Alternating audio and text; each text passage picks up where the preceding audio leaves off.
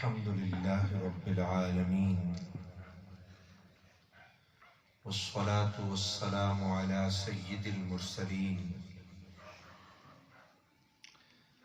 وخاتم النبيين ورحمة الله للعالمين سيدنا محمد وعلى آله وصحبه أجمعين. أما بعد فأعوذ بالله من الشيطان الرجيم. بسم الله الرحمن الرحيم. سبحان الذي أسرى بعبده ليلا من المسجد الحرام إلى المسجد الأقصى الذي باركنا حوله لنريه من آياتنا إنه هو السميع البصير. صدق الله العظيم وصدق رسوله النبي الكريم. درود شریف پڑھیں. اللهم صل على سيدنا ومولانا محمد وعلى آل سيدنا ومولانا محمد وبارك وسلم وصل عليه. نہایت معزز اور محترم بزرگوں، دوستوں، نوجوان ساتھیوں، قرآن پاک کے 15ویں پارے کی سب سے پہلی آیت کریمہ کی تلاوت کا میں نے شرف حاصل کیا ہے، جس میں اللہ تعالیٰ نے حضور علیہ السلام کے سفر معراج کی طرف بہت ہی بلیغ اور بہت ہی عظیم اشارے فرمائے. اللہ تعالیٰ نے جب اس سفر کا ذکر کرنا چاہا اور پسند فرمایا تو اللہ تعالیٰ نے سبحان کا لفظ استعمال کیا کہ سبحان الذی اسری بعبدہ لیلا من المسجد الحرام الی المسجد الاقصی. یہ جو سبحان کا لفظ ہے یہ ہمارے دین کے اندر، قرآن مجید کے اندر دو لفظ بہت ہی اہم ہیں. سبحان بھی بہت عالی شان ہے اور الحمد بھی بہت عالی شان ہے. دو لفظوں کی اہمیت، دو جملوں کی اور دو کلموں کی اہمیت ہمارے دین میں بہت ہی زیادہ ہے. ایک تو کلمہ ہے الحمدللہ اور دوسرا کلمہ ہے سبحان اللہ. قرآن کا افتتاح بھی اللہ نے الحمدللہ کے کلمے سے فرمایا کہ الحمدللہ رب العالمین. تو جس لفظ سے کلام الہی کی ابتدا ہوگی آپ کا دل خود بخود یہ گواہی دے گا کہ وہ لفظ بہت ہی اہم ہے جس سے اللہ نے قرآن کو شروع فرمایا. ویسے بھی سورۃ الفاتحہ پورے قرآن کا نچوڑ ہے، عرق ہے، خلاصہ ہے. اس کا افتتاح بھی اللہ تعالیٰ نے الحمدللہ کے الفاظ سے فرمایا. جیسے الحمدللہ کا لفظ اہم ہے، اب میں یہ عرض نہیں کرتا کہ قرآن کی 5 سورتوں کا افتتاح الحمد کے الفاظ سے ہوتا ہے، وہ پھر بات لمبی ہو جائے، اس طرف نہیں جاتا. جیسے الحمد کا لفظ ہمارے دین کے اندر بہت ہی عالی شان ہے، سبحان کا لفظ بھی بہت ہی عالی شان اور بے مثال ہے. سبحان کا لفظی معنی ہے ہر عیب اور ہر نقص سے پاک ہے اللہ تعالیٰ. یعنی اللہ تعالیٰ کے اندر کوئی نقص نہیں ہے، کوئی کمزوری نہیں ہے، کوئی عیب نہیں ہے. ہر قسم کی کمزوری اور نقص سے اللہ تعالیٰ کی ذات پاک ہے، ہر عیب سے پاک ہے اس کی ذات، اور بڑی ہی شان والا ہے جس شان کا کوئی کنارہ نہیں. لامحدود شان کا مالک ہے وہ وحدہ لا شریک رب العالمین. تو اللہ تعالیٰ نے یہ الفاظ معراج کے لیے کیوں استعمال کیے کہ اللہ کی شان لامحدود ہے جو اپنے حبیب صلی اللہ تعالیٰ علیہ وسلم کو معراج پر لے گیا. یہ الفاظ اللہ نے اس لیے استعمال فرمائے کہ اللہ کو معلوم تھا کہ کافر لوگ یہ اعتراض کریں گے اور یہ کہیں گے کہ ایک رات میں اتنا سفر کیسے ہو سکتا ہے کہ آپ مکہ شریف سے روانہ ہوں، پھر آپ بیت المقدس میں یروشلم میں تشریف لے جائیں، جو کہ بہت ہی دور ہے، ایک اور سرزمین فلسطین کے اندر ایک اور ملک ہے، اتنا سفر کیسے ہو سکتا ہے؟ پھر وہاں پر اتنا سفر کر کے ایک ہی شب کے اندر آپ آسمانوں کا سفر کریں اور سارے آسمانوں کو دیکھیں، وہاں پر معائنہ اور مشاہدہ فرمائیں، اللہ جل شانہ سے ملاقات فرمائیں اور شب ہی شب میں واپسی ہو جائے، یہ ان کے ذہن کے خیال کے مطابق چونکہ مشکل اور ناممکن تھا، اس لیے اللہ تعالیٰ نے سبحان کا لفظ استعمال فرمایا کہ اللہ بہت ہی شان والا ہے جس نے اپنے حبیب کو یہ سفر کرا۔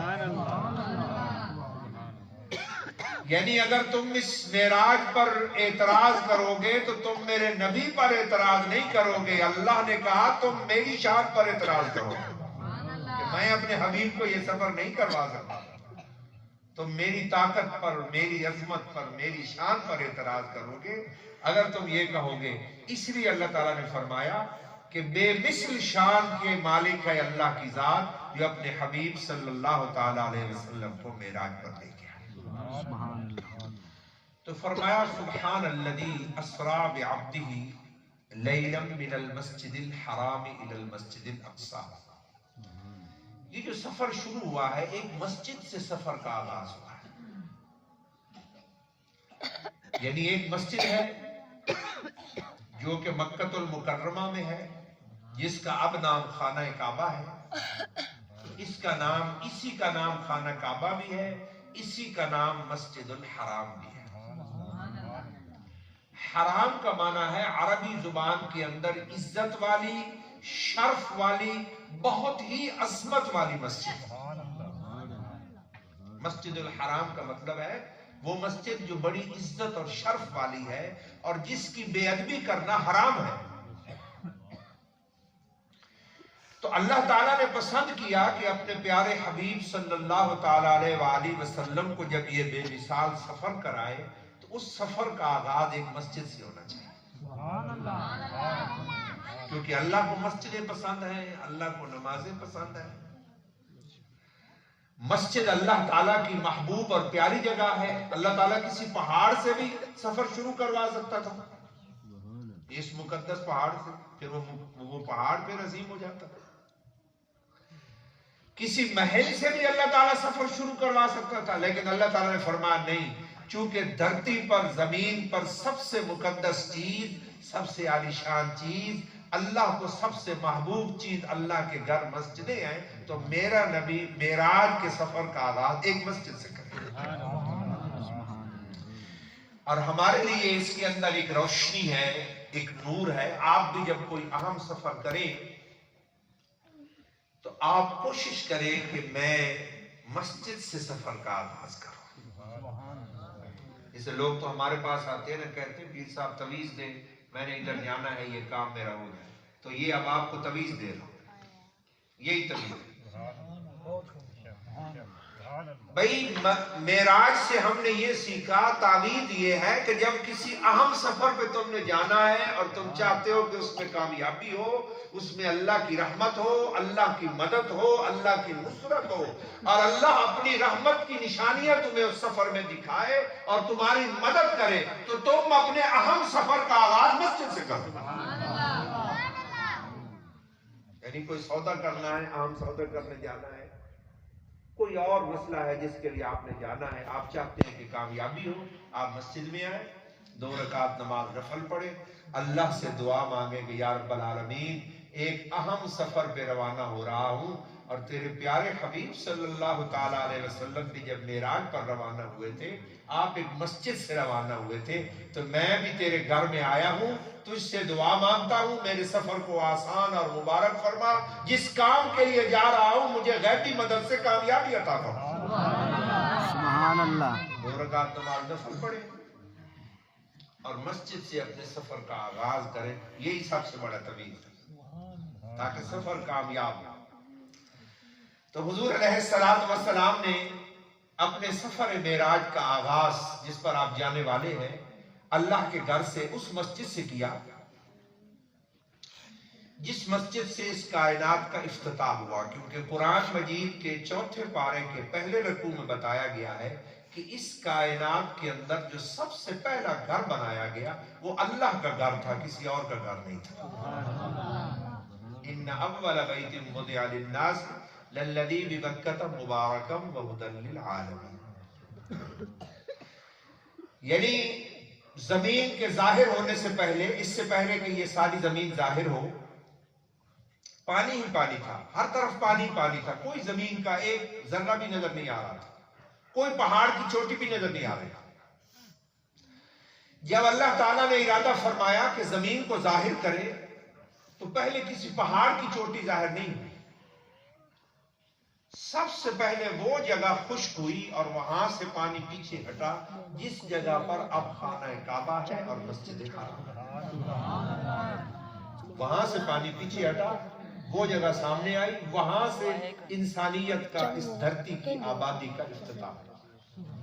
اللہ نے یہ پسند فرمایا کہ جو کائنات جو زمین میں بنانے جا رہا ہوں اس کا افتتاح میں اپنا گھر بنا کر کروں گا، ایک مسجد سے کائنات کا افتتاح کروں گا، لوگوں کے گھر بعد میں بنے گے، میری مسجد میرا گھر سب سے پہلے بنے گا۔ جیسے آپ بھی کوشش کرتے ہیں کہ یہ کام مبارک ہونا چاہیے، یہ کام عالیشان ہونا چاہیے، تو اللہ نے بھی پسند کیا کہ یہ جو میں کائنات بنا رہا ہوں اور یہ زمین کو میں آباد کرنے جا رہا ہوں، یہ زمین بابرکت ہو جائے گی اگر سب سے پہلے میرا خانہ کعبہ، میرا گھر، میری مسجد سب سے پہلے تھا۔ تو فرشتوں نے سب سے پہلے، اس وقت کوئی انسان موجود نہیں تھا، نہ آدم علیہ السلام تھے، ابھی کوئی بھی موجود نہیں تھا، باقی ساری زمین پر پانی تھا، ایک چھوٹا سا ٹکڑا جس پر خانہ کعبہ ہے اور جس پر مسجد حرام ہے، یہ سب سے پہلے خشک ہوا، پانی پیچھے ہٹا، تو اللہ نے فرشتوں کو کہا کہ زمین پر جاؤ اور میرا گھر، میری مسجد تعمیر کرو۔ سبحان اللہ۔ پہلے اللہ کے گھر کو فرشتوں نے تعمیر کیا۔ حضرت ابراہیم علیہ السلام نے جب خانہ کعبہ تعمیر کیا تو حضرت ابراہیم علیہ السلام نے خانہ کعبہ کو دوبارہ تعمیر کیا ہے، پہلی مرتبہ اللہ کے فرشتوں نے تعمیر کیا۔ جب ابراہیم علیہ السلام کو اللہ تعالیٰ نے فرمایا کہ اے میرے پیارے ابراہیم، آپ کو اور آپ کے بچوں کو میں نے مکہ شریف میں آباد کر دیا ہے، تو آپ میرے گھر کو دوبارہ تعمیر کیجیے۔ تو ابراہیم علیہ السلام نے کہا کہ یا رب العالمین، مجھے پتہ کیسے چلے گا کہاں تھا خانہ کعبہ، وہ مسجد کہاں تھی، مجھے کیسے پتہ چلے گا؟ صدیاں گزری، طوفان نوح آیا، اتنے طوفان، اتنی آندیاں، اتنے سیلاب، اتنے حالات گزرے، اب تو اس کے نشان نظر نہیں آ رہے، میں کیسے دریافت کروں گا کہ وہ خانہ کعبہ کہاں تھا جہاں پر اب مجھے آپ حکم دے رہے ہیں کہ اس کو دوبارہ آپ کھڑا کریں؟ تو اللہ تعالیٰ نے فرمایا کہ ابراہیم، میں ایک بادل کو بھیجتا ہوں، وہ آپ کی رہنمائی کرے گا، وہ بادل آپ کے آگے آگے چلے گا، اس کا سایہ زمین پر پڑے گا، آپ اس سائے کے ساتھ چلتے جائیں، جہاں بادل کا سایہ رک جائے گا تو آپ وہاں پر نشان لگائیے، اور بادل ہٹ جائے گا، پھر اس نشان والی جگہ سے آپ مٹی ہٹائیں گے تو پرانی خانہ کعبے کی دیواریں آپ کو نظر آ جائیں گی، جو فرشتوں نے بنایا تھا، انہی دیواروں پر دوبارہ میرے گھر کو آپ تعمیر کیجیے۔ تو خانہ کعبہ وہ ہے جہاں سے اس دھرتی کا افتتاح ہوا، یہ زمین شروع ہوئی۔ اللہ نے فرمایا کہ اے میرے پیارے حبیب صلی اللہ تعالی علیہ وسلم، یہیں سے آپ معراج کے سفر کا آغاز کریں۔ ایک مسجد سے روانہ ہوئے، اب حضور علیہ السلام جب فلسطین کی طرف، بیت المقدس کی طرف جا رہے ہیں، اور بیت المقدس کیوں جا رہے ہیں اس کی ایک وجہ ہے۔ بیت المقدس حضور کے تشریف لانے سے پہلے تمام نبیوں کا قبلہ اور تمام نبیوں کا خانہ کعبہ بیت المقدس تھا۔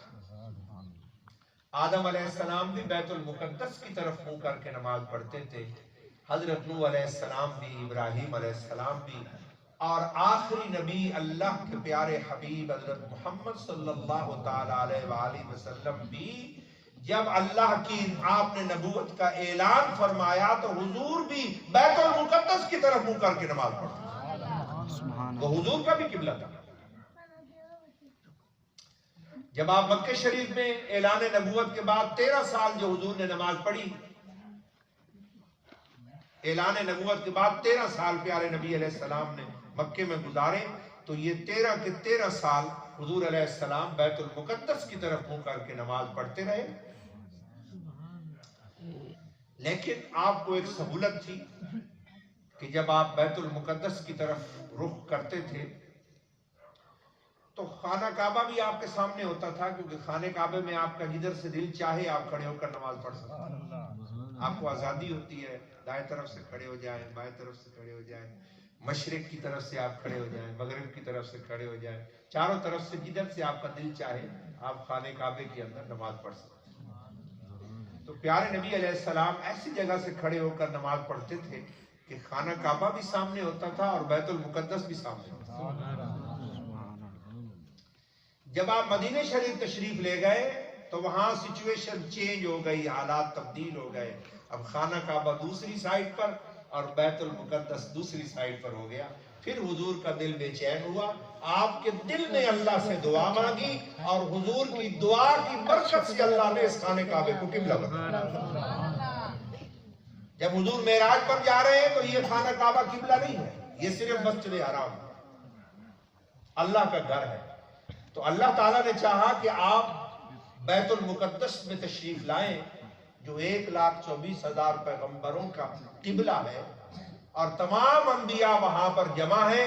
حضور علیہ السلام تشریف لائے اور آپ نے وہاں پر 2 رکعت نماز کی امامت کروائی۔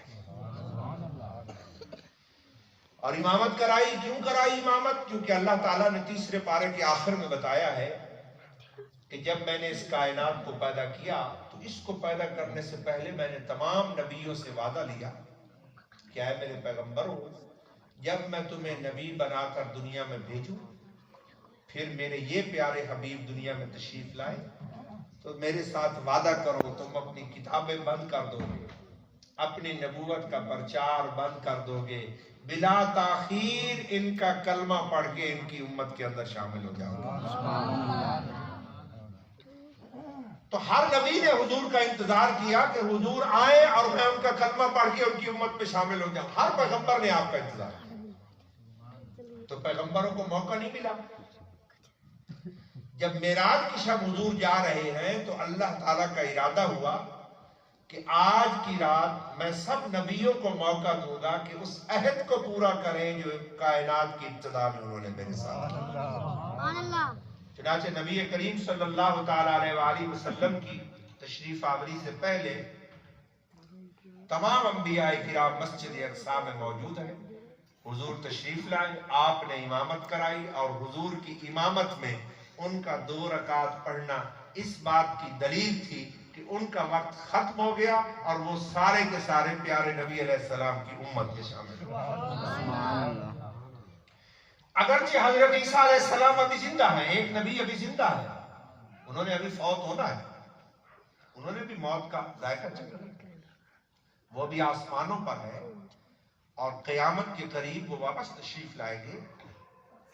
لیکن وہ جب تشریف لائیں گے تو وہ نبی کی حیثیت سے تشریف نہیں لائیں گے بلکہ حضور علیہ السلام کی امت کی حیثیت سے تشریف لائیں گے۔ چنانچہ یہی وجہ ہے کہ پیارے نبی علیہ السلام نے فرمایا کہ جب حضرت عیسیٰ علیہ السلام تشریف لائیں گے تو اس وقت میرے خاندان میں سے ایک اللہ کی پیاری ہستی ظاہر ہوگی جن کا نام ہوگا حضرت مہدی علیہ السلام، وہ بھی تشریف لائیں گے۔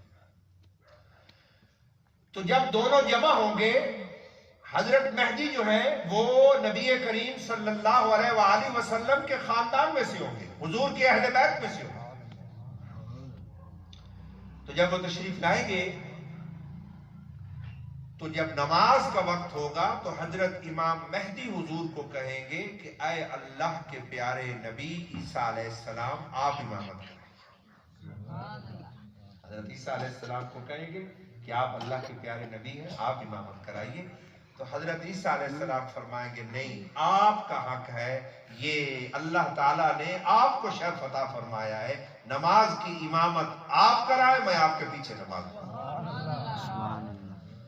تو حضرت عیسیٰ علیہ السلام آئیں گے، لیکن وہ حضور علیہ السلام کی امت کے اندر شامل ہوں گے، اور نبی کریم صلی اللہ تعالی علیہ وآلہ وسلم مسجد اقصی کے اندر 2 رکعت نماز پڑھانے کے بعد آسمانوں پر روانہ ہو رہے ہیں۔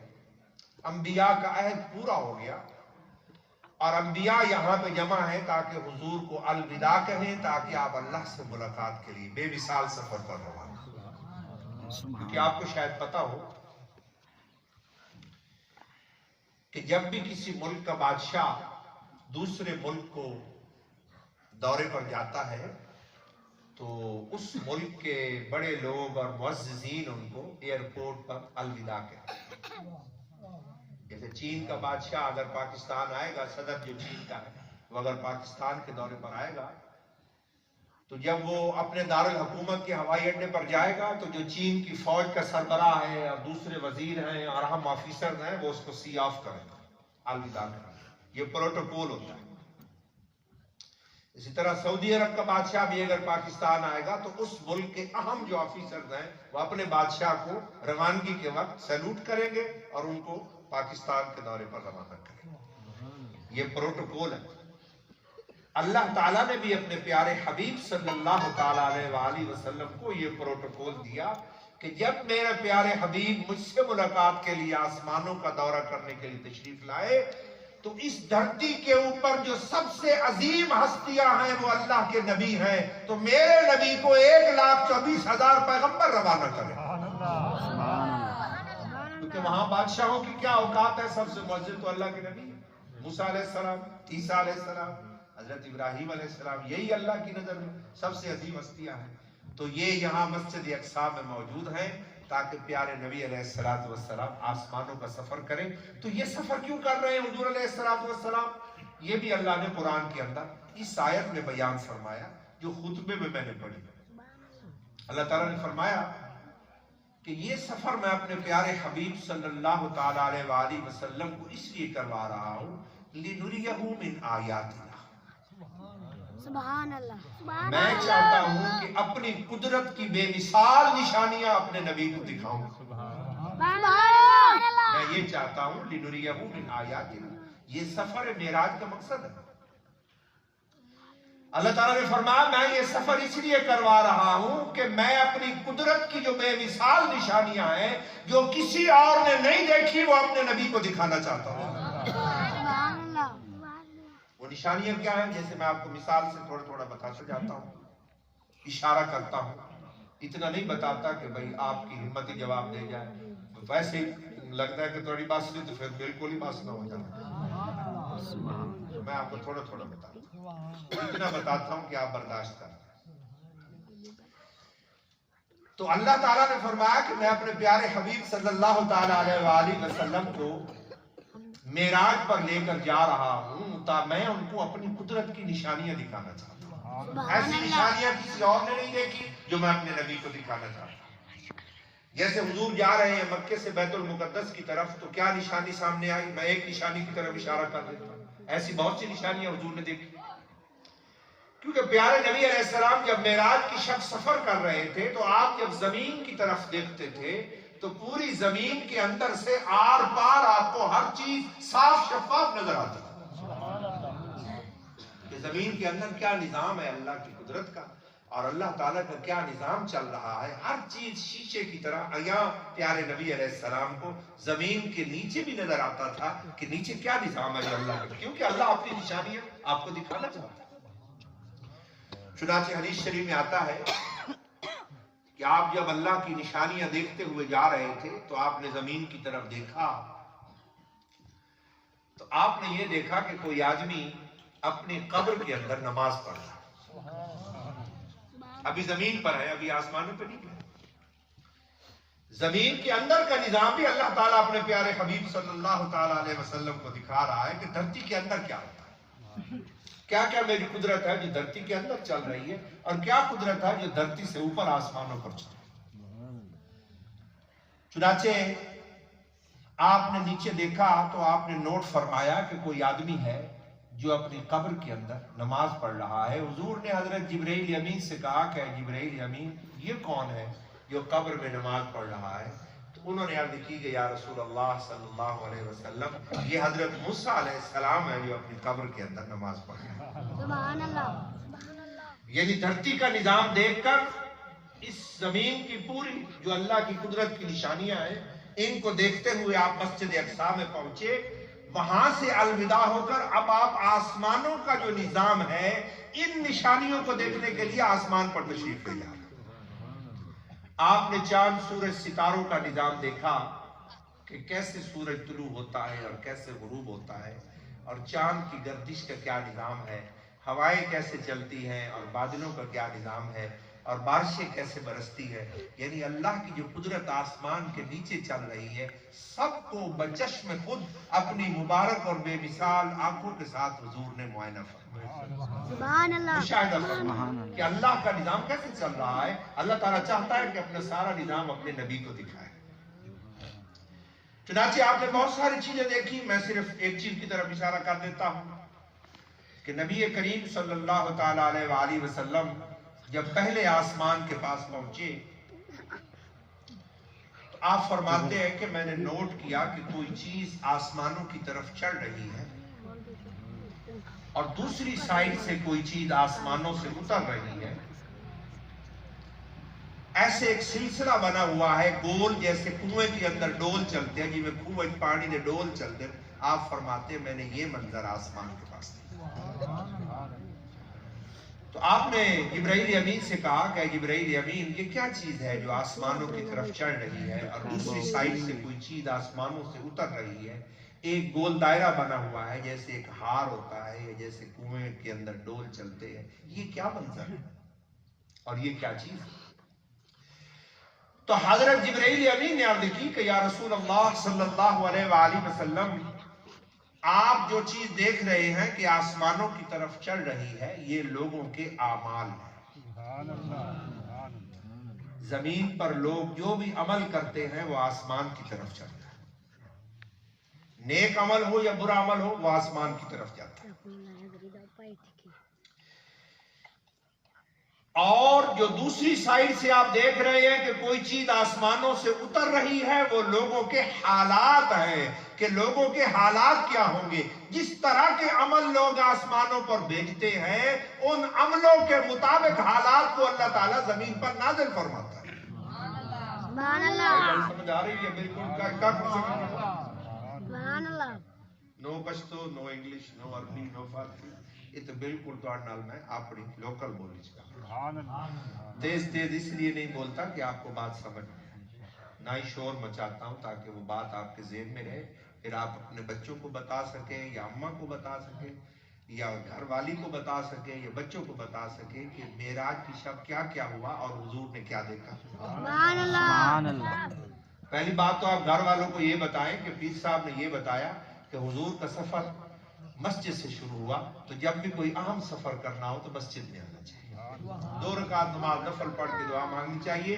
ये सबसे बड़ा तवीज़ है, अल्लाह उस सफर को कामयाब करे। सुभान अल्लाह। फिर सफर को शुरू भी मस्जिद से करना चाहिए और बरास्ता मस्जिद अपनी मंजिल की तरफ जाना चाहिए, क्योंकि हुजूर ने स्टार्ट भी मस्जिद से किया और आसमानों की तरफ बरास्ता मस्जिद बैतुल मुकद्दस रवाना हुआ। आगे फिर एक मस्जिद आ गई, यानी मस्जिदों के साथ सफर जुड़ा हुआ है, नमाजों के साथ सफर जुड़ा हुआ है प्यारे नबी अलैहिस्सलाम। सुभान अल्लाह। और हुजूर अब आसमान के करीब पहुंच गए हैं। ये सारा निजाम देखने के बाद, इसका मुआयना मुशाहिदा करने के बाद, और आपने देखा कि कोई चीज आसमानों पर चढ़ती है और दूसरी साइड से कोई चीज आसमान से उतरती है। एक गोल दायरा है, जैसे कुएं में डोल चल रहा है। सुभान अल्लाह। जैसे यूं समझ ले कि आमाल कैसे ऊपर जाते हैं और हालात कैसे ऊपर से उतरते हैं। नेक अमल ऊपर जाते हैं तो उनके मुताबिक हालात को, रहमत वाले हालात को अल्लाह नाज़िल फरमाता है। जैसे आजान की आवाज आई तो मुसलमान ने आजान को सुना, अपना मोबाइल बंद कर दिया, फिल्में देख रहा था, गाने देख रहा था, ताश खेल रहा था, वक्तियां कर रहा था, उसने बंद कर दिया। उसने कहा आजान आ रही है, मैं आजान का एहतराम करूं اللہ کی طرف سے عظیم دعوت ہے، عظیم پکار ہے۔ اس نے اپنے ٹیلی ویژن کو، اپنے موبائل کو آف کر دیا، اس نے اپنے شغل میلے وقتی کو روک دیا، جو کلمات مؤذن پڑھ رہا تھا وہ کلمات اس نے بھی دہرائے، اذان کا احترام کیا۔ سبحان اللہ۔ اذان کا جواب دینے کے بعد اس نے حضور کی سنت کے مطابق دعا پڑھی اور پھر مسجد میں آیا، وضو کیا اور مسجد میں آ کر نماز پڑھی۔ یہ عمل آسمان کی طرف روانہ ہوا۔ سبحان اللہ۔ سبحان اللہ۔ سبحان اللہ۔ نماز پڑھ کے وہ مسلمان نکلا، اپنے گھر میں گیا، بوڑھی اماں کو دیکھا، بوڑھے ابے کو دیکھا، ان کے سامنے کھانا رکھا، اماں سے محبت سے بات کی، ابے کے ساتھ محبت سے بات کی، حسن سلوک سے بات کی، کوئی جہالت کی، کوئی پاگل پن کی، غصے کی بات نہیں کی، اپنے والدین کا احترام کیا، بہترین کھانا اپنے ماں باپ کے سامنے رکھا، ماں باپ نے دعائیں کی اور وہ دعا بھی آسمان کی طرف گئی۔ سبحان اللہ۔ پھر والدین کی خدمت کر کے وہ باہر نکلا، کسی یتیم کے سر پہ شفقت کا ہاتھ رکھا، کسی مسکین کی مدد کی، کہیں پر سچی گواہی دی۔ یہ عمل جو اس نے کیے، رزق حلال کمایا، یہ پاک عمل بھی آسمانوں کی طرف گیا۔ تو جب یہ پاکیزہ عمل آسمانوں پر جاتے ہیں تو دوسری سائڈ سے اللہ رحمتوں کو نازل کرتا ہے، بخشش کو نازل کرتا ہے، خیر و برکت کو نازل کرتا ہے، ظاہر و باطن کا نور بندے کے اوپر نازل کرتا ہے۔ یہ دیکھا۔ سبحان اللہ۔ اور اگر برے عمل اوپر جاتے ہیں، اگر برے کام انسان آسمانوں پر دیکھتا ہے، یعنی کہ اذان کی آواز آئی تو مسلمان فلمیں دیکھ رہا تھا تو وہ فلمیں دیکھتا رہا، اس کو کوئی پرواہ نہیں کہ اذان ہے، اللہ کا نام لیا گیا، پیارے نبی علیہ السلام کا نام لیا گیا، اس نے سنی انسنی کر دی۔ سبحان اللہ۔ تاش کھیلتا رہا تو کھیلتا رہا، کوئی وقتی کر رہا تھا تو وقتی میں مصروف رہا، کوئی پرواہ نہیں کی۔ اسی طرح اپنے کام میں لگا رہا۔ پھر گھر میں جب گیا تو اپنی اماں کے ساتھ گستاخی سے بولا، اپنے والد کے ساتھ بے ادبی سے بولا، برتنوں کو پٹخ دیا، دروازوں کو زور زور سے دھکے دیے، گالیاں دی، بدتمیزی اور جہالت کا مظاہرہ کیا۔ اماں بھی روئی، ابے کو بھی پریشانی ہوئی کہ یہ کیسا بد نصیب انسان ہے جس کو ہم نے پالا ہے اور یہ ہمارا بیٹا ہے، اس کو کوئی ادب نہیں، کوئی انسانیت نہیں۔ تو ماں باپ کے آنسو اور ماں باپ کی پریشانی بھی آسمان پر گئی۔ آذان کی بے ادبی، وضو کو نہیں کیا، نماز کا وقت گزر گیا، یہ برا عمل بھی آسمان پر گیا۔ گلی میں جب نکلا تو لوگوں کے ساتھ بدتمیزی اور بد اخلاقی سے پیش آیا، یتیم کو جھڑکا، وہ برا عمل بھی آسمان پر گیا۔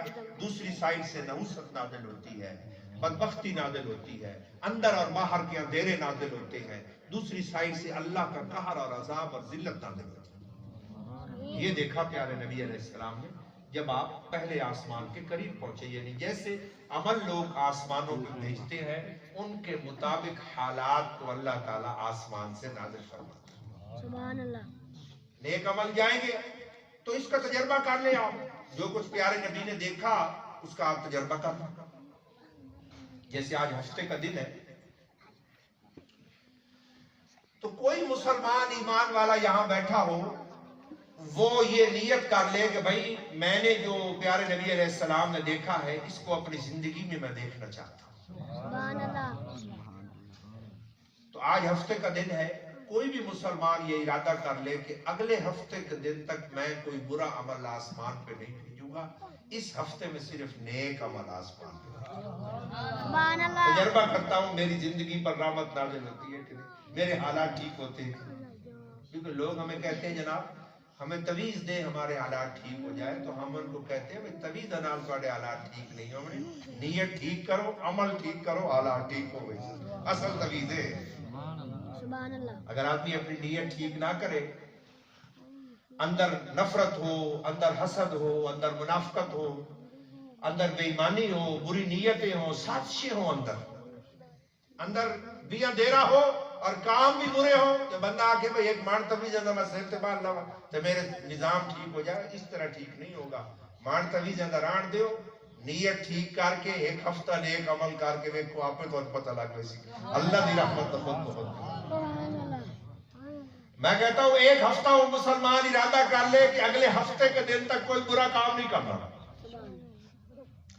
5 وقت نماز پڑھوں گا، صبح سویرے قرآن کی ترجمہ تلاوت کروں گا، ماں کا بھی ادب کروں گا، باپ کا بھی ادب کروں گا، बीवी पर भी जुल्म नहीं करूंगा, बेटी को भी गालियां नहीं दूंगा, पड़ोसियों पर भी ज्यादती नहीं करूंगा, कोई शरारत, कोई बदमाशी, कोई गुंडागर्दी, सारा दिन बेहयाई ये चीज वेखना, ना आंखों से बेहयाई करूंगा, न कानों से, न दिल से।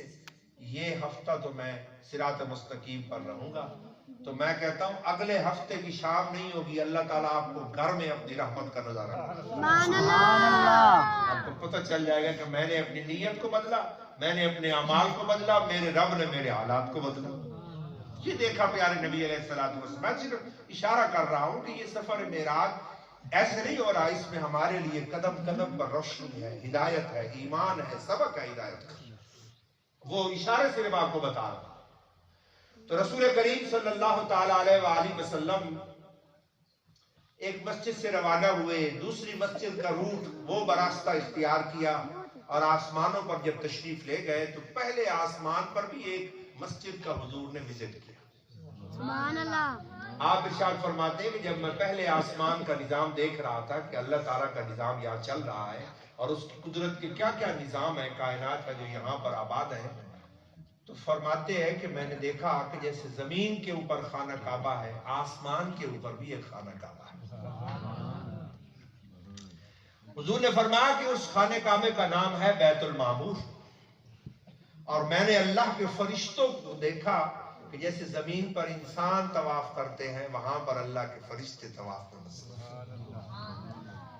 बैतुल मामूर से प्यारे नबी अलैहिस्सलातु वस्सलाम ये 7 आसमानों का सफर करते हुए हर कायनात को डिटेल से, तफसील से मुशाहिदा करते हुए हुजूर अलैहिस्सलातु वस्सलाम मुख्तसर कर रहा हूं कि आप जन्नत का मुआयना करने के लिए जन्नत में पहुंचे। सुभान अल्लाह। क्योंकि इससे पहले जो अंबिया किराम तशरीफ लाए हैं, उन्होंने जन्नत के बारे में सिर्फ हजरत जिब्राइल अमीन से सुना है।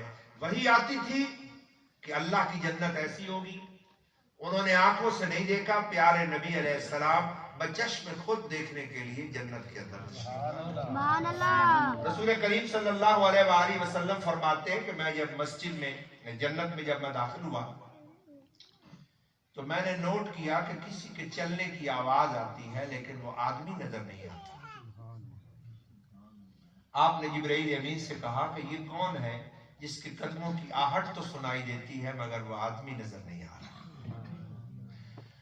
तो हजरत जिब्राइल अमीन ने अर्ज की कि या रसूल अल्लाह सल्लल्लाहु अलैहि वसल्लम, वो आदमी यहाँ पर नहीं है, उस आदमी का नाम हजरत बिलाल है, वो मक्के की गलियों में चल रहा है। सुभान अल्लाह। वो जमीन पर है लेकिन अल्लाह ने उसको ये शान अता फरमाई है कि जब वो जमीन पर चलते हैं उनके कदमों की आहट जन्नत में सुनाई देती है। सुभान अल्लाह। तो हुजूर जब वापस तशरीफ लाए मेराज का सफर करके, तो आपने हजरत बिलाल से पूछा कि ए बिलाल, तुम ऐसा क्या अमल करते हो कि जमीन पे चलते हो और तुम्हारे कदमों की आहट जन्नत में सुनाई देती है? ऐसा क्या करते हो? सुभान अल्लाह। तो हजरत बिलाल ने अर्ज की कि या रसूल अल्लाह सल्लल्लाहु अलैहि वसल्लम, जो दूसरे मुसलमान अमल करते हैं मैं भी वही करता हूँ। अलबत्ता मेरी एक आदत है जो दूसरों से मुख्तलिफ है। वो आदत ये है कि जब भी मेरा वुजू खत्म होता है तो मैं नमाज का इंतजार नहीं करता, ताजा वुजू फौरन कर लेता हूँ। यानी हर वक्त बावुजू रहने की कोशिश करता हूँ। दूसरे लोग तो नमाज के लिए वुजू करते हैं लेकिन मैं कोशिश करता हूँ कि हमेशा वुजू से रहूं। और फिर मेरी ये आदत है कि जब भी मैं ताजा वुजू करता हूँ मैं 2 रकातें कभी पढ़ लेता हूँ, कभी 4 रकात नफल पढ़ लेता हूँ। या रसूल अल्लाह, ये मेरी आदत दूसरों से मुख्तलिफ है, बाकी तो वही काम करता हूँ जो सारे मुसलमान करते हैं। सुभान अल्लाह। तो हुजूर ने फरमाया कि बिलाल, तेरी यही अदा अल्लाह को इतनी पसंद है कि तू जमीन पर चलता है और तेरे कदमों की आहट जन्नत में सुनाई। सुभान अल्लाह। तेरी यही अदा अल्लाह को बहुत महबूब है और पसंदीदा है। ये मर्तबा, ये शान तुझे अल्लाह ने इसीलिए अता फरमाया। तो नबी करीम सल्लल्लाहु ताला अलैहि वसल्लम जब जन्नत का मुआयना फरमा रहे थे, जन्नत का मुशाहिदा कर रहे थे, पूरी जन्नत को देख रहे थे, तो आप फरमाते हैं कि मैंने जन्नत के अंदर एक बेमिसाल घर को देखा कि उसकी शान ही निराली थी, उसकी चमक दमक ही निराली थी। ऐसा घर मैंने पहले देखा ही नहीं। तो रसूल करीम सल्लल्लाहु अलैहि वसल्लम ने پوچھا کہ یہ کس کا گھر ہے اے جبرائیل امین؟ تو حضرت جبرائیل امین نے عرض کی کہ یا رسول اللہ صلی اللہ علیہ وآلہ وسلم یہ حضرت ابو بکر صدیق کا گھر ہے۔ سبحان اللہ۔ یعنی اس گھر کی شان نرالی تھی، دوسروں سے مختلف تھا، وہ بے مثال تھا۔ تو آپ نے پوچھا کہ یہ کس کا گھر ہے؟ تو انہوں نے کہا یا رسول اللہ یہ حضرت ابو بکر صدیق کا گھر ہے۔ ایک اور بے مثال گھر کو دیکھا تو پوچھا یہ کس کا گھر ہے؟ بتایا گیا کہ یہ حضرت عمر فاروق کا گھر ہے۔ ایک اور گھر کو، محل کو بے مثال دیکھا کہ اس کی چمک دمک نرالی ہے، تو پوچھا یہ کس کا گھر ہے؟ آپ کی خدمت میں عرض کی گئی کہ یہ حضرت عثمان غنی کا گھر ہے۔ سبحان اللہ۔ تو حضرت علی کرم اللہ وجہ الکریم نے ارشاد فرمایا کہ یا رسول اللہ صلی اللہ علیہ وآلہ وسلم آپ نے جنت میں ابو بکر صدیق کا گھر دیکھا اور عمر فاروق کا گھر دیکھا اور آپ نے عثمان غنی کا گھر دیکھا، تو کیا آپ نے میرا گھر جنت میں نہیں دیکھا؟ تو حضور نے فرمایا کہ اے علی تمہارا گھر تو میرے گھر کے سامنے ہے، سبحان اللہ۔ جہاں میرا گھر ہے اس کے سامنے تمہارا گھر ہے۔ تو علماء نے لکھا ہے کہ حضرت علی کا گھر حضور کے گھر کے سامنے کیوں ہے؟ اس کی وجہ یہ ہے کیونکہ اس کے اندر پیارے نبی کے جگر کا ٹکڑا اور آپ کی لخت جگر حضرت فاطمہ الزہرا سلام اللہ علیہا اس گھر کے اندر ہیں، اور ان کو دیکھنے سے حضور کے دل کو خوشی نصیب ہوتی ہے۔ اور جنت ایسی جگہ ہے جہاں اللہ تعالیٰ چاہتا ہے کہ جو جنت کے اندر ہیں ان کو میری رضا اور خوشی نصیب ہو۔ جنت جگہ ہی خوش کرنے کی ہے۔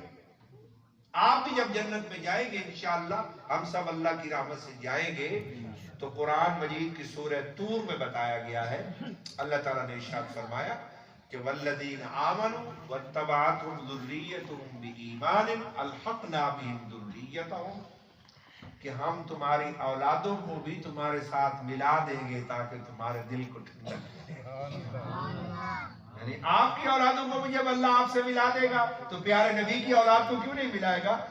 اس لیے معلوم کر رہا ہوں کہ رسول کریم صلی اللہ تعالیٰ علیہ وسلم نے یہ پورا جنت کا نظام ہے، اس کا معائنہ فرمایا، اور اس کا معائنہ کرنے کے بعد، جنت کو وزٹ کرنے کے بعد، سب مشاہدہ کرنے کے بعد، رسول کریم صلی اللہ تعالیٰ علیہ وآلہ وسلم عرش بری کی طرف 7 آسمانوں سے اوپر جا رہے ہیں۔ ایک جگہ سے آپ گزرے تو حضور نے فرمایا کہ جبرائیل امین جس جگہ سے ابھی ہم گزر رہے ہیں مجھے ایسے لگتا ہے کہ یہ کوئی دفتر ہے، یہاں بہت سے لوگ ہیں، بڑا ہجوم ہے اور لوگ کچھ لکھنے پڑھنے میں مصروف ہیں۔ ایسا لگتا ہے کہ ہزاروں لوگ ہیں جو کاغذ کے اوپر لکھ رہے ہیں، قلم کے کاغذ کے اوپر چلنے کی آواز آ رہی ہے، لگتا ہے یہاں کوئی دفتری کام ہو رہا ہے۔ تو حضرت جبرائیل امین نے عرض کی کہ یا رسول اللہ صلی اللہ علیہ وآلہ وسلم آپ نے صحیح فرمایا، یہ واقعی دفتر ہے، یہ اللہ کا ہیڈ کوارٹر ہے، یہ صدر دفتر ہے، اس کا نام ہے لوح محفوظ۔ آپ اس وقت لوح محفوظ سے آگے جا رہے ہیں، یہ 7 آسمانوں سے اوپر وہ جگہ ہے جہاں اللہ کا ہیڈ کوارٹر ہے، اللہ کے سارے حکم پہلے یہاں پر نازل ہوتے ہیں۔ تورات یہیں پر نازل ہوئی، انجیل یہیں پر نازل ہوئی، قرآن مجید یہیں پر نازل ہوا، جتنے بھی احکامات ہیں، میری زندگی، آپ کی زندگی، ہمارے حالات، موسم، جتنے بھی ہیں کائنات کا نظام، سب کی تقدیریں، سارے احکامات یا رسول اللہ پہلے یہاں پر اترتے ہیں، یہاں پر عملہ مقرر ہے، اللہ کے فرشتے ہیں، وہ اللہ کے حکموں کو لکھتے ہیں، ایک کاپی یہاں پر محفوظ کر دیتے ہیں اور دوسری کاپی جہاں اللہ کا حکم نافذ ہونا ہو وہاں پر بھیج دیتے ہیں۔ سبحان اللہ۔ پوری کائنات کے نظام کے لیے آرڈرز یہاں سے جاری ہوتے ہیں، یہاں پر نازل ہوتے ہیں اور یہاں سے آرڈر جاری ہوتے ہیں، اور جو بھی آرڈر جاری ہوتے ہیں ان کی کاپیز کو یہاں پر محفوظ رکھا جاتا ہے۔ یہ ریکارڈ ہے، یہ ریکارڈ روم ہے، یہ اللہ کا صدر دفتر ہے، یہ ہیڈ کوارٹر ہے لوح محفوظ، جہاں سے آپ آگے سفر فرما رہے ہیں۔ تو نبی کریم صلی اللہ تعالیٰ علیہ وآلہ وسلم 7 آسمانوں کا سفر کر کے لوح محفوظ سے آگے گزرتے ہوئے جب عرش بری پر پہنچے تو قصہ مختصر، بہت سی چیزوں کی طرف میں اشارہ نہیں کرتا، جب اللہ تعالیٰ سے ملاقات ہوئی تو اللہ تعالیٰ نے ارشاد فرمایا کہ اے میرے پیارے حبیب صلی اللہ تعالیٰ علیہ وآلہ وسلم، آپ میرے لیے کیا تحفہ لے کر آئے. سبحان اللہ.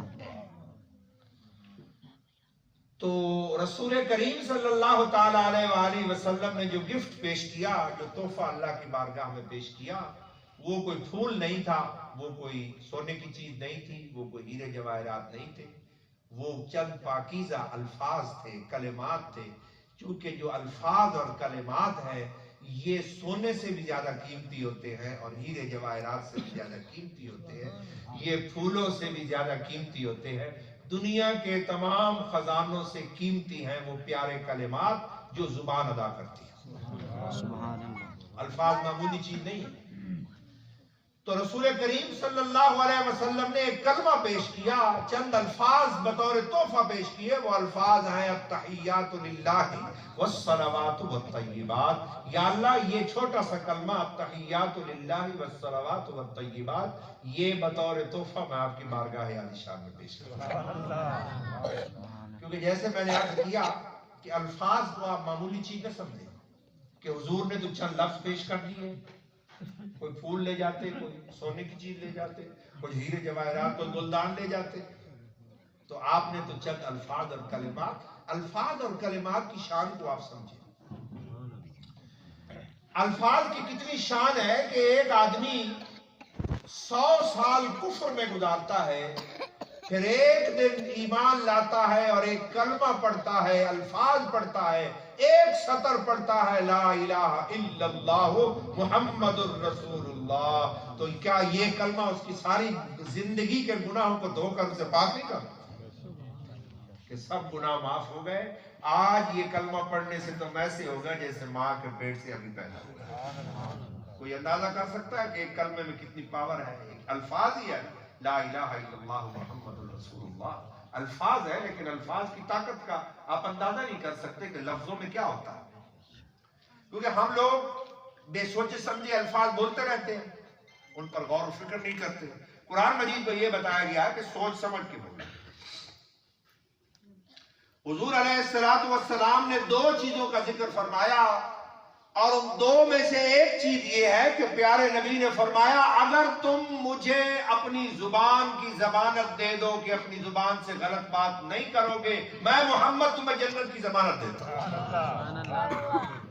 تم جنتی ہو اگر تم اپنی زبان کی مجھے ضمانت دے. 2 چیزوں کا آپ نے ذکر فرمایا، ان میں سے ایک زبان. اس لیے بات کر رہا ہوں آپ کی خدمت کے اندر کہ جو ہماری زبانیں آج کل بے لگام ہیں، تو بے لگام زبان قرآن مجید میں آپ پڑھیں. اللہ تعالیٰ نے قرآن مجید میں ارشاد فرمایا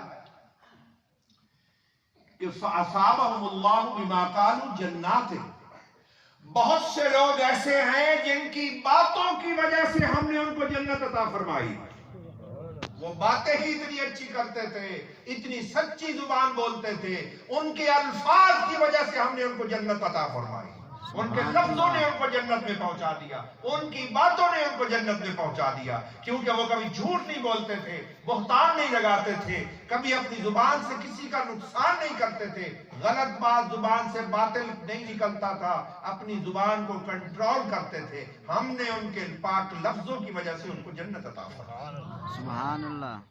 اور دوسرے مقام پہ اللہ تعالیٰ نے فرمایا، اللہ تعالیٰ نے فرمایا کہ وَلُعِنُوا بِمَا قَالُوا.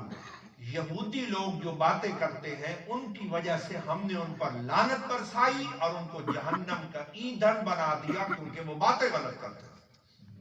ان کی زبان نے ان کو یعنی کچھ لوگوں کو ان کی زبان نے جہنم میں پہنچا دیا اور کچھ لوگوں کو ان کی زبان نے جنت کے اندر پہنچا دیا. تو زبان کوئی معمولی چیز نہیں ہے کہ آپ کو جو دل میں آئے آپ کہیں، ایسا نہیں. جب آپ بولیں سوچ سمجھ کے بولیں.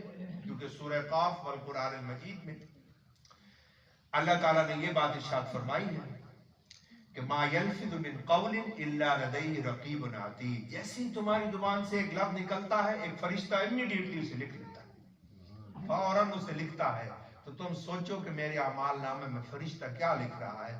صرف پاک کلمات بولا کرو تاکہ وہ تمہارے اعمال نامے میں درج ہو جائے.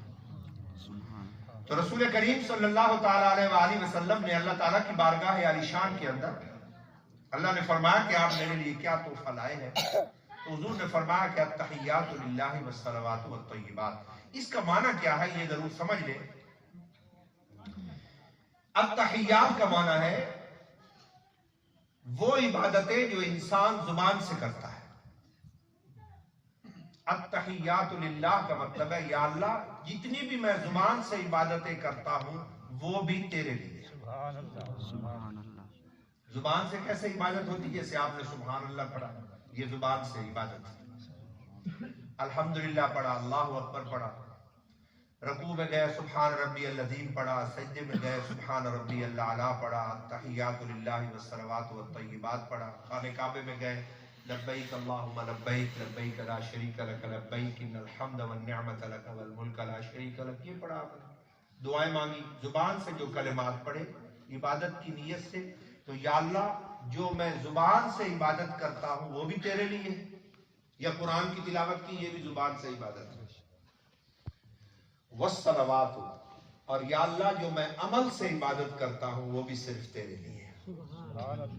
अमल से इबादत करना क्या है? जैसे आपने वुजू किया, एक अमल है। फिर आप मस्जिद में आए, आपने हाथ ऊपर उठाए, ये भी एक अमल है। अल्लाहु अकबर पढ़ के फिर अपने हाथ नमाज के अंदर बांध लिए, ये भी एक अमल है। फिर अल्लाहु अकबर कह के रकू में गए, तो ये भी एक अमल है।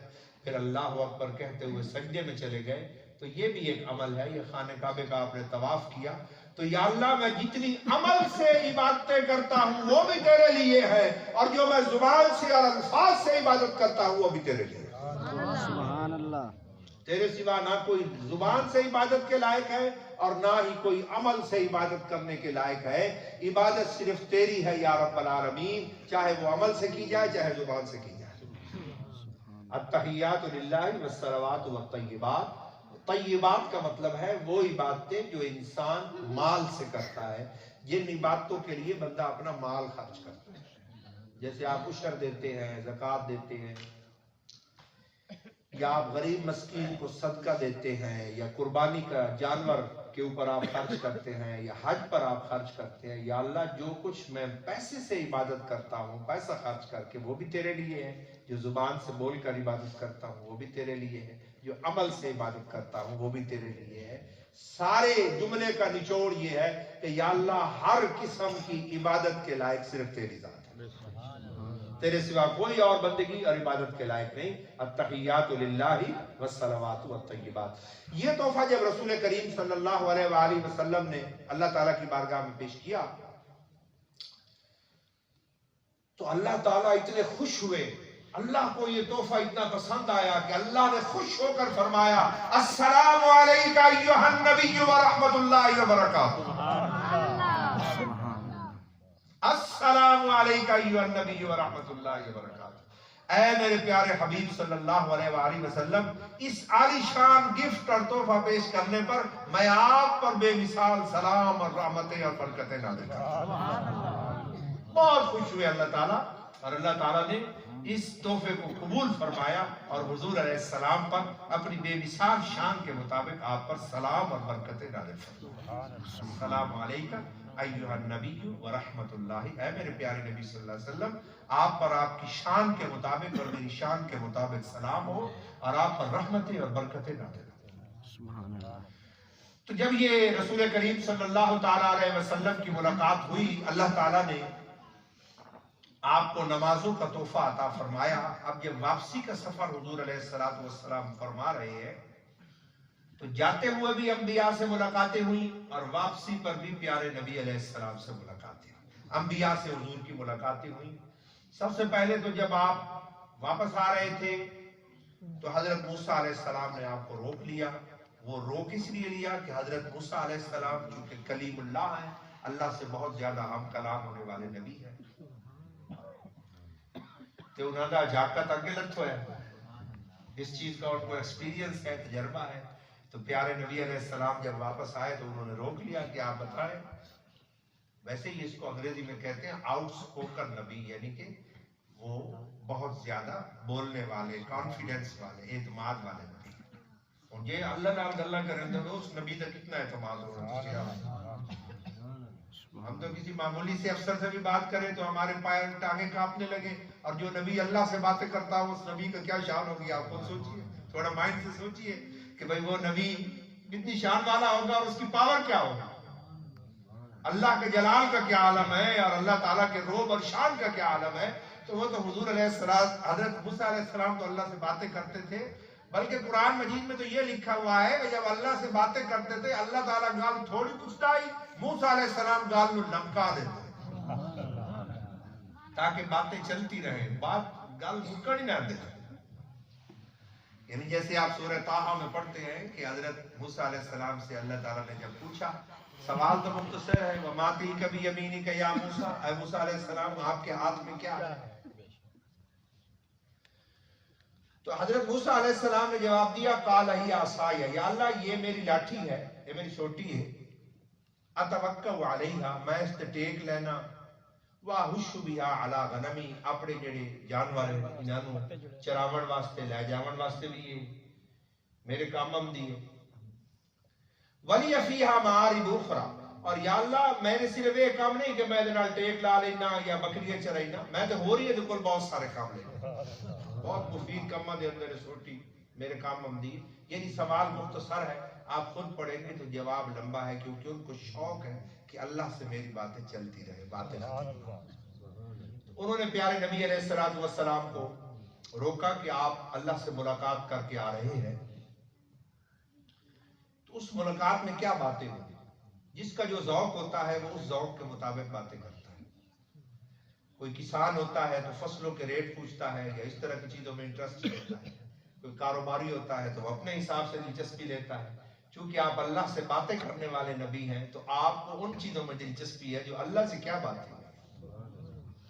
کیونکہ دل میں محبت ہے تو اس محبت کی وجہ سے حضرت موسیٰ علیہ السلام نے فرمایا کہ آپ کی کیا باتیں ہوئی. تو حضور نے ساری بتائی ڈیٹیل، اور آپ نے فرمایا کہ اللہ نے مجھے 50 نمازوں کا تحفہ دیا. تو حضرت موسیٰ علیہ السلام نے فرمایا کہ آپ اللہ تعالیٰ کے پاس واپس جائیں، اور ابھی تو آپ دنیا میں واپس نہیں گئے ہیں، ادھر آپ آسمانوں پر ہیں، تو آپ اللہ تعالیٰ کو ریکویسٹ کریں کہ یہ نمازیں کم کی جائیں، یہ نمازیں بہت زیادہ ہے، مجھے بڑا ایکسپیرینس ہے، تجربہ ہے، میری امت نے کوئی نہ نمازیں پڑھیاں تے یہ نماز 50 تھوڑی امت نہیں پڑھنیاں تے وہ پھر تسی ہون مہربانی کرو جاؤ تے نماز گھٹوا کے. چنانچہ حضور تشریف لے گئے تو نمازیں 5 کم ہو گئیں. تو پھر بھی موسیٰ علیہ السلام نے ان کو روک لیا واپسی پر. پھر ان سے پوچھا کہ اب کیا ہوا، تو پھر حضور علیہ السلام نے بتایا کہ یہ ہوا، تو انہوں نے پھر حضور کو بھیجا. یہاں تک کہ جب 5 نمازیں باقی رہ گئیں تو حضرت موسیٰ علیہ السلام نے ارشاد فرمایا، میری تو آپ کو یہ رائے ہے کہ 5 نمازیں بھی زیادہ ہیں، آپ کچھ اور بھی کمی کروائے. تو حضور نے فرمایا کہ اب مجھے شرم آتی ہے کہ میں 5 نمازوں کے لیے 5 نمازیں بھی نہ پڑھے لوگ، اب مجھے شرم آتی ہے کہ دوبارہ اللہ سے ریکویسٹ کروں. تو پھر یہ 5 نمازیں اللہ تعالیٰ نے البتہ ایک بات ارشاد فرمائی. اللہ تعالیٰ نے ارشاد فرمایا کہ میرے پیارے حبیب صلی اللہ تعالیٰ علیہ وآلہ وسلم، آپ نے کہا کہ نمازیں کم کر دیجئے اور نمازیں کم ہو گئی، لیکن میرا ایک قانون ہے کہ لا تبدیل لکلمات اللہ، میری باتیں چینج نہیں ہوتی، میری باتیں چینج نہیں ہوتی، میری باتیں تبدیل نہیں ہوتی، میری باتیں قائم رہتی ہیں. میں اپنی بات قائم رکھوں گا، اگرچہ آپ کا امتی پڑھے گا 5 نمازیں لیکن کاغذوں میں 50 لکھی جائے گی، ریکارڈ اسی طرح تیار ہوگا. میں اپنا وہ حکم چینج نہیں کروں گا، ثواب ان کو 50 کا ہی عطا کروں گا. میں اپنا حکم اپنی شان کے مطابق برقرار رکھوں گا. تو آڈی گال نہیں مان لئیے کہ نمازہ کام کر دیتی ہے، اپنا آرڈر ہی میں باقی رکھنا ہے کہ ثواب 50 نمازہ. یہ شان ہے اس وحدہ لا شریک رب العالمین کی. تو حضور علیہ السلام یہ سارا سفر کر کے واپس آ رہے ہیں. اللہ تعالیٰ نے قرآن مجید میں فرمایا کہ لِنُرِيَهُ مِنْ آیَاتِنَا لِنُرِيَهُ مِنْ آیَاتِنَا، ہم چاہتے ہیں کہ اپنے حبیب کو اپنی بے مثال نشانیاں دکھائیں. ہم ان کو جنت کا بھی سارا وزٹ کروائے، ہم ان کو آسمانوں کا بھی سارا وزٹ کروائے، ہم ان کو چاند سورج ستاروں کا نظام دکھائیں، تاکہ وہ چشم دید گواہی کو زمین پر بیان فرمائیں، آنکھوں دیکھا حال زمین پر بیان فرمائیں.